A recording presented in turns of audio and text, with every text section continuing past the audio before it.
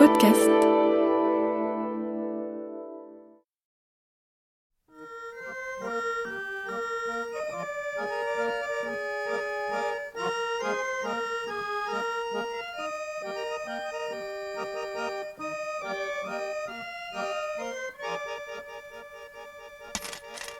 Oh, thank you. Thank you, Monsieur Sherlock Holmes.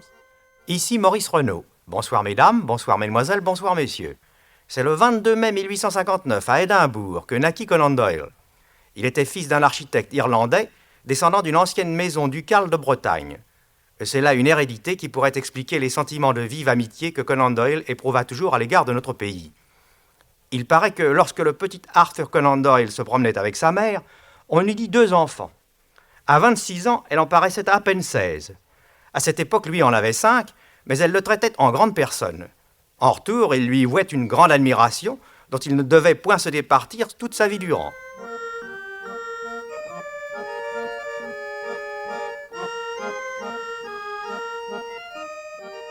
Le docteur Edmond Lecard, ancien directeur de laboratoire technique de Lyon, que l'on a surnommé le Sherlock Holmes français, a souligné maintes fois ce que la police moderne devait à Sherlock Holmes dans la rénovation de la technique policière en matière d'investigation.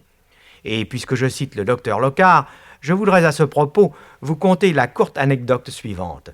En voyage dans notre pays, sur la fin de sa vie, Sir Arthur Conan Doyle avait tenu à s'arrêter à Lyon pour visiter le musée criminel du laboratoire créé précisément par le docteur Lecard et où celui-ci a réuni une quantité innombrable de pièces et documents étonnants relatifs à l'histoire du crime. Accompagné du docteur, qui m'a raconté lui-même l'anecdote, Conan Doyle examinait une série de photographies exposées contre un mur, quand soudain, s'arrêtant, il s'exclama « Mais c'est mon ancien chauffeur !»« Oh, ce ne peut être qu'une ressemblance, lui répondit le docteur Lecard, car vous examinez la photographie de l'anarchiste Bono. » Conan Doyle, qui était aussi physionomiste que Sherlock Holmes lui-même, secoua la tête. « Je vous affirme que c'est bien là mon chauffeur français !» Après vérification, il fallut reconnaître que le romancier ne s'était pas trompé.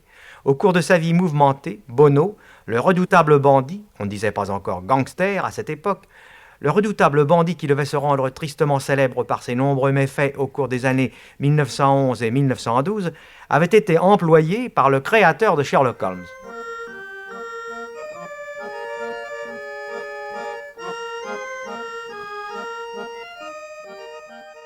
Sir Arthur Conan Doyle a eu à Paris l'autre jour l'aventure suivante.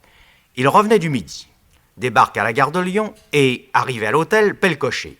« Merci, monsieur Conan Doyle, dit le cocher. »« Mais comment savez-vous qui je suis » fit le romancier étonné.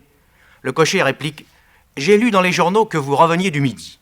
Je vous ai examiné à la gare, vos cheveux m'ont paru avoir été coupés par un coiffeur marseillais et vous aviez à vos bottes de la boue que l'on ne trouve que sur les quais de la gare à Lyon. » Le romancier, surpris et flatté, complimenta l'ingénieux cocher et lui demanda s'il n'avait pas eu d'autres signes d'identification. « Oh, j'en ai eu un autre encore, » dit le cocher avec un sourire ironique. « J'ai lu votre nom qui est peint en grosses lettres sur votre malle. »